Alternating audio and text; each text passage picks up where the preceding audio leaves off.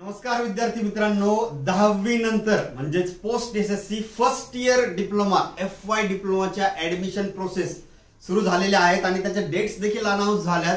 या व्हिडिओच्या माध्यमातून आपण बघणार आहोत की first year diploma admission process साठी कुठले डॉक्युमेंट्स आवश्यक आहेत, त्याच्या डेट्स काय आहेत, त्यानंतर कॅप राउंड म्हणजे काय, तुमचा क्रायटेरिया काय असेल आणि ऍप्लिकेशन फी फॉर्म भरत असताना सगळ्या गोष्टींची माहिती आपण या व्हिडिओच्या माध्यमातून घेणार आहोत। तर अक्षय's व्ह्यू पॉइंट या माझ्या YouTube चॅनलला सबस्क्राइब केलं नसेल तर करून ठेवा, कारण ऍडमिशन होईपर्यंत कॅप राउंड होईपर्यंत सर्व व्हिडिओ या YouTube चॅनलवर तुम्हाला बघायला मिळतील। चला तर व्हिडिओ सुरू करूयात।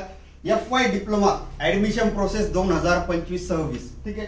सगळ्यात पहिले तर पॉलिटेक्निक 2025 हे जे आहे ना ऍडमिशन्स, तर त्याला वेबसाईट जी दिलेली आहे DTE Maharashtra, directorate of technical education यांच्या अंडर हे चालतं आणि त्यांची ही वेबसाईट आहे poly25.dtemaharashtra.government.in। या वेबसाईटला जरी आपण गेलात तरी सुद्धा आपल्याला तो फॉर्म, ऍप्लिकेशन फॉर्म हा भरता येणार आहे। ओके, त्याच वेबसाईटवर हे जे सर्क्युलर आहे की जिथे डेट अनाउन्स झाल्यात ते सर्क्युलर अवेलेबल आहे, तुम्ही ते बघू शकता। आणि ज्या डेट आहेत बघा, त्या डेट आता हे पूर्ण PDF दाखवण्यापेक्षा तुम्हाला समजेल असं एकदम शॉर्ट मध्ये एका स्लाइड मध्ये तुम्हाला समजेल अशा त्या डेट्स मी घेतलेल्या आहेत। तर त्या डेट आता काय आहेत आपण बघूयात, कधी कधी काय काय करायचंय ते सगळं आता आपण बघणार आहोत। तर फर्स्ट इयर डिप्लोमा ऍडमिशन घेण्यासाठी ऑनलाईन रजिस्ट्रेशन प्रोसेस आपल्याला आहे आणि online registration of application and document uploading of required documents या ज्या डेट दिलेल्या आहेत 20 मे पासून तर 16 जून पर्यंत 2025 ठीक आहे। 20 मे ते 16 जून 2025 पर्यंत तुम्हाला ऑनलाईन रजिस्ट्रेशन करायचंय आणि डॉक्युमेंट सुद्धा अपलोड करायचे। कुठले डॉक्युमेंट अपलोड करायचे, कोणत्या कॅटेगरीला, याच व्हिडिओच्या सगळ्यात शेवटच्या स्लाइड मध्ये मी तुम्हाला सांगणार आहे। ओके, आता इथं बघा, इथं 16 जी डेट आहे तिथं स्टार दिले, तुम्ही PDF जरी बघितलं तरी इथं सुद्धा आहे बघा।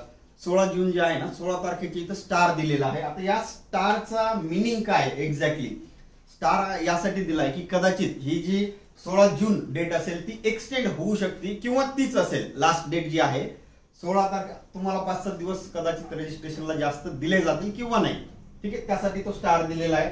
आता ऑनलाईन रजिस्ट्रेशन मध्ये तुम्हाला काय काय करायचंय, तर तुमचं कंप्लीट नेम असेल किंवा तुमचं कुठलं गाव आहे, मार्क्स किती पडले 10वीला, प्रत्येक सब्जेक्टचे मार्क्स किती असेल, अशी तुमची बेसिक इन्फॉर्मेशन, कॅटेगरी कुठली आहे, तुमचं डोमिसाईल कुठला आहे, सर्व बेसिक इन्फॉर्मेशन ऑनलाईन रजिस्ट्रेशन करताना तुम्हाला आवश्यक आहे। म्हणजेच काय की डॉक्युमेंट अपलोडिंग पर्यंत तुम्हाला जवळपास त्यांनी 15 ते 16 दिवस 3 आठवड्यांचा वेळ हा इथं दिलेला आहे। ओके, तर याच वेळेमध्ये तुम्हाला जे काही रजिस्ट्रेशन आहे ते कम्प्लीट करा, कारण एखादा जर डॉक्युमेंट पेंडिंग असेल किंवा राहिलंय, तुम्ही जेवढ्या लवकर कराल तेवढ्या लवकर तुम्हाला समजेल की कुठलं डॉक्युमेंट पेंडिंग आहे आणि तुम्हाला 16 जून पर्यंत वेळ मिळेल। ओके, सेकंड स्टेप त्यांनी एक दिली बघा, document verification and confirmation of application form for admission, त्याचे देखील डेट सेमच आहेत। आता हे काय असतं बघा, तुम्ही ऑनलाईन ऍप्लिकेशन केलं की तुम्हाला ऍडमिशन घेण्याची इच्छा आहे आणि तुम्ही सगळी इन्फॉर्मेशन, तुमची डिटेल इन्फॉर्मेशन फिल केली आहे, त्यानंतर डॉक्युमेंट देखील तुम्ही अपलोड केले आहेत, पण ते डॉक्युमेंट खरंच क्लिअरली दिसत आहेत का, खरंच ओरिजिनल आहेत का, सर्व तुम्ही स्कॅन केलेले डॉक्युमेंट तुमच्या कॅटेगरीनुसार योग्य आहेत की नाही, तर त्या सगळ्याचं व्हेरिफिकेशन हे केलं जातं FC सेंटरमध्ये, फेलिसिटेशन सेंटर असतात तिथं केलं जातं। आता इथं ऍडमिशन साठी तुम्हाला दोन मोड त्यांनी दिलेले आहेत, एक तर ई स्क्रुटिनी, ऑनलाईन मोड तुम्ही तो सिलेक्ट करू शकता व्हेरिफिकेशन साठी, किंवा फिजिकल स्क्रुटिनी। आता यामध्ये काय की तुम्ही सगळं प्रोसेस करायचं, ई स्क्रुटिनी जर सिलेक्ट केलं कॅन्डिडेटनी तर त्याचे डॉक्युमेंट ऑनलाईन व्हेरीफाय होतील आणि ऑनलाईनच कळवल्या जातील की काही तुमचे डिस्क्रिपन्सी म्हणजे काही त्रुटी आहेत का, काही कमतरता आहे का त्या डॉक्युमेंटमध्ये, किंवा काही जर मिस्टेक असेल तुमच्या फॉर्म भरल्यामध्ये तर ते तुम्हाला ऑनलाईन पद्धतीने कळवल्या जाईल। पण माझं असं पर्सनल मत आहे की फिजिकल स्क्रुटिनी जर तुम्ही केली, ठीक आहे, फिजिकल स्क्रुटिनी जर तुम्ही केली तर तुम्हाला तिथं जे कोणी स्टाफ मेंबर असेल, फॉर एक्झाम्पल तुमच्या घराच्या जवळ एखादं कॉलेज आहे, ओके, तिथे जो इंजिनिअरिंग कॉलेज आहे, डिप्लोमाचं कॉलेज आहे, गव्हर्नमेंट पॉलिटेक्निक आहे, तिथे जाऊन जर तुम्ही स्क्रुटिनी केली तर ते तुम्हाला लगेचच सांगतील की कुठले डॉक्युमेंट पेंडिंग आहे किंवा अजून तुम्हाला काउन्सिलिंग देखील तिथे करतील। म्हणून फिजिकल स्क्रुटिनी केलेलं देखील योग्य असेल आणि ज्या स्टुडंटला पर्यायच नाही ते स्क्रुटिनी देखील करू शकतात। ओके, आता हे कसं करायचं, फॉर्म भरायचं कसा, याचा देखील व्हिडिओ मी नंतर निश्चितच या चॅनलवर घेऊन येणार आहे, म्हणून कनेक्टेड राहा अक्षय व्ह्यू पॉइंट या चॅनल बरोबर. ठीक आहे. तर डॉक्युमेंट तुमचे सगळे पडताळणी करणं म्हणजे कन्फर्मेशन जे आहे ना, डॉक्युमेंट व्हेरिफिकेशन पडताळणी केली जाईल आणि तुम्हाला जर सगळे डॉक्युमेंट योग्य असतील तर त्याची एक रिसिप्ट दिली जाईल. ठीक आहे. या डेट पर्यंत म्हणजे 16 जून पर्यंत तुम्हाला फर्स्ट इयर डिप्लोमासाठी ही प्रक्रिया, ही प्रोसेस करायची. आता त्यानंतर काय होईल की display of provisional merit list 18 जून 2025. ठीक आहे. 18 जूनला काय होणार आहे की प्रोव्हिजनल मेरिट लिस्ट म्हणजे तुमच्या कॅटेगरीमध्ये कितवा नंबर आहे, पूर्ण महाराष्ट्र स्टेट मध्ये कितवा नंबर आहे, तुमच्या डिस्ट्रिक्ट मध्ये कितवा नंबर आहे, एक मेरिट तुम्हाला समजतं, प्रोव्हिजनल मेरिट लिस्ट असते. ओके. आता त्यानंतरचा एक पॉइंट आहे सबमिशन ऑफ ग्रीव्हियन्स इफ एनी. ग्रीव्हियन्सचा अर्थ काय की समजा आता 20 मे पासून 16 जून पर्यंत तुम्ही ऑनलाईन रजिस्ट्रेशन केलंय, पण रजिस्ट्रेशन करत असताना समजा काही मिस्टेक झाल्या किंवा एखादं डॉक्युमेंट अपलोड करायचं राहिलंय किंवा नॉन क्रिमिलियर सारखं सर्टिफिकेट असेल, इन्कम सर्टिफिकेट असेल तर तुमच्याकडून राहिलंय अपलोड करायचं किंवा लवकर ते वेळेत आलेलं नाहीये काही कारणास्तव, किंवा कोणाचा शाळा सोडल्याचा दाखला LC असेल तो तुम्ही वेळेत जमा केला नाहीये, तर मग इथपर्यंत तुम्हाला जमा करता नाही आलं, पण रजिस्ट्रेशन करून ठेवा. ओके. रजिस्ट्रेशन करून ठेवा आणि जर एखादं डॉक्युमेंट राहिलंच तर मग तुम्हाला ते ग्रीव्हियन्स पिरियड हा जो दिला जातो 19 जून ते 21 जून या दरम्यान 3-4 दिवसामध्ये तुम्हाला ते राहिलेलं डॉक्युमेंट अपलोड करता येतं. पण कंडिशन अशी आहे की आधी तुम्ही रजिस्ट्रेशन केलेलं पाहिजे. आणि हे सगळं झाल्यानंतर डॉक्युमेंट अपलोड वगैरे झाल्याच्या नंतर display of the final merit list, तुमची फायनल मेरिट लिस्ट एक डिस्प्ले होईल, ती होईल 23 जूनला. ओके. 2025 सालच्या ऍडमिशनची आपण आता डिस्कशन करत आहोत. सगळ्यात महत्वाचं ऑनलाईन रजिस्ट्रेशन किंवा ऍप्लिकेशन फॉर्म भरत असताना, रजिस्ट्रेशन करत असताना तुम्हाला एक ID आणि पासवर्ड जनरेट होईल. तो ID तुम्ही तुमच्या जवळ जपून ठेवायचा आहे. ओके. तो पासवर्ड जपून ठेवायचा आहे, पासवर्ड कोणालाही सांगू नका. ओके. आणि यानंतरची आपण बऱ्याचशा प्रोसेस असतात बघा, हे झाले फक्त registration process, document verification, uploading. यानंतर देखील कॅप राऊंड असतात बघा. After completion of registration and document verification, पहिली स्टेप झाल्याच्या नंतर मेन स्टेप या असतील कॅप राऊंड 1, 2, 3 अशाच, आणि सगळ्यात शेवटी नॉन कॅपचे ऍडमिशन किंवा मग काउन्सिलिंग राऊंड असं त्याला म्हणलं जातं.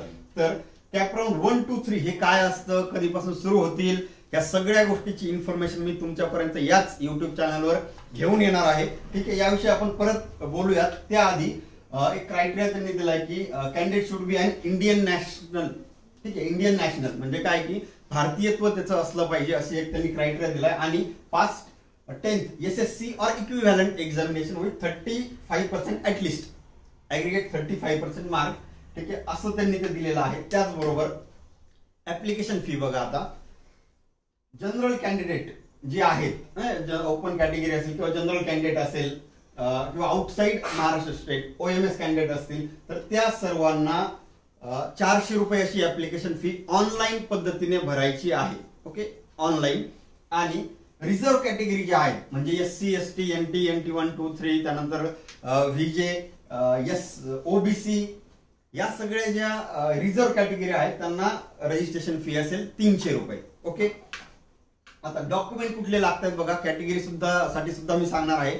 ऍक्च्युली हा जो डॉक्युमेंट रिक्वायर्डचा व्हिडिओ मी सेपरेट एक तुमच्यासाठी घेऊन येईल. सध्या फक्त तात्पुरतं बघा की जनरल कॅन्डिडेट किंवा सगळ्या कॅन्डिडेटसाठी. ठीक आहे. हे जे डॉक्युमेंट आहेत SSCचं मार्कशीट किंवा जर एखादं CBSE पॅटर्न मधून तुमचं जर 10वी झाले असेल किंवा ICSE असेल, जे कुठलं असेल 10वीचं तुमचं मार्कशीट कंपल्सरी आहे. स्कूल लिव्हिंग सर्टिफिकेट, हे सर्व ओरिजिनल डॉक्युमेंट लागणार आहेत. ओके. ते स्कॅन करण्यासाठी नॅशनॅलिटी आणि डोमिसाईल आता ते एकत्रच येतं. आणि इन्कम सर्टिफिकेट, आधार कार्डची झेरॉक्स लागेल. या व्यतिरिक्त जे रिझर्व्ह कॅटेगरीमध्ये कॅन्डिडेट आहेत म्हणजे SBC OBC SC ST NT NT 1 NT 2 NT 3 जे काही असेल त्या सगळ्यांसाठी कास्ट सर्टिफिकेट आवश्यक आहे आणि नॉन क्रिमिलियर. ठीक आहे. त्याचबरोबर इन्कम सर्टिफिकेट आणि नॉन क्रिमिलियर हे व्हॅलिड पाहिजे पुढच्या वर्षीपर्यंत म्हणजे 31 मार्च 2026 पर्यंत. ठीक आहे. ज्यांचं EWS असेल त्यातून तुम्हाला ऍडमिशन घ्यायचं तर EWS सर्टिफिकेट हे देखील कंपल्सरी आहे. आणि आता कास्ट व्हॅलिडिटी बरेचसे मुलं प्रश्न विचारतात, कास्ट व्हॅलिडिटी पाहिजे का? तर डिग्रीसाठी ते कंपल्सरी असतं. डिप्लोमासाठी सध्या तरी त्यांनी असं आवश्यक असं तुम्ही तिथं फेलिस्टेशन सेंटर जे असतं तर तिथं तुम्ही विचारू शकता. पण माझं असं मत आहे की तुम्ही आता यानंतर देखील ते काढून ठेवाच, पण सध्या एवढे रिक्वायर्ड डॉक्युमेंट तुमच्याकडे असतील. याविषयीचा एक सेपरेट व्हिडिओ डॉक्युमेंट रिक्वायर्डचा मी या चॅनलवर घेऊन येईल. कॅटेगरी वाईज वेगवेगळं काय असतं. सध्या तुम्ही एवढे डॉक्युमेंट तुमच्याजवळ असू द्या. ओके. तर अक्षय व्ह्यू पॉइंट या माझ्या युट्यूब चॅनलशी तुम्ही कनेक्टेड राहा. असेच नवनवीन व्हिडिओ कॅप राऊंड 1, 2, 3 आणि एंड पर्यंत ऍडमिशन होईपर्यंत सर्व टाईपचे व्हिडिओ मी या युट्यूब चॅनलवर घेऊन येणार आहे. व्हिडिओ शेवटपर्यंत बघितल्याबद्दल थँक्स.